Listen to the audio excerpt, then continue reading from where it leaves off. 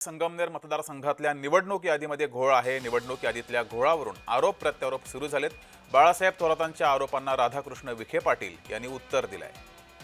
बाळासाहेब थोरात यांनी या मतदारसंघात यादीमध्ये घोळ झाला होता असं विधान केलं होतं, त्याला विखे पाटलांनी उत्तर दिलंय।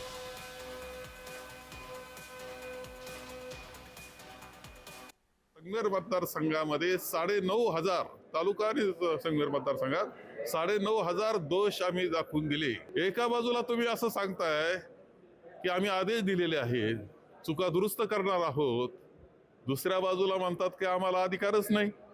म्हणजे अशी ही बनवाबनवीचा कार्यक्रम निवडणूक आयोग आणि त्यांच्या माध्यमातून हे अधिकारी करतायत काय, ही शंका यावी अशी परिस्थिती महाराष्ट्रामध्ये आज आहे।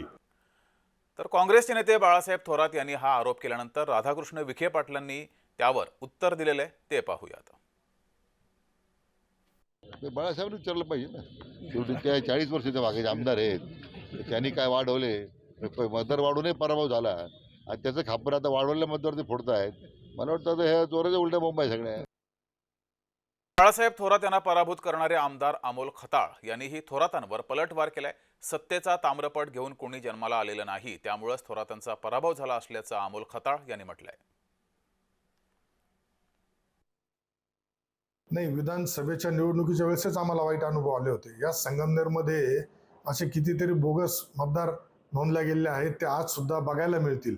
आणि आत्ताच जी नगरपालिकेची निवडणूक होणार आहे, यामध्ये सुद्धा थोरातांच्या कार्यकर्त्यांकडून म्हणा किंवा यंत्रणेकडून बऱ्यापैकी काही उलटे पालटे प्रकार इथं मतदार याद्यांमध्ये झालेले आहेत। संगमनेरमध्ये सुद्धा कसे नाव आलेत आणि महायुतीच्या वतीने सर्वात जास्त जे इथं हरकती म्हणता येईल त्या आमच्याकडून नोंदवण्यात आलेल्या आहेत।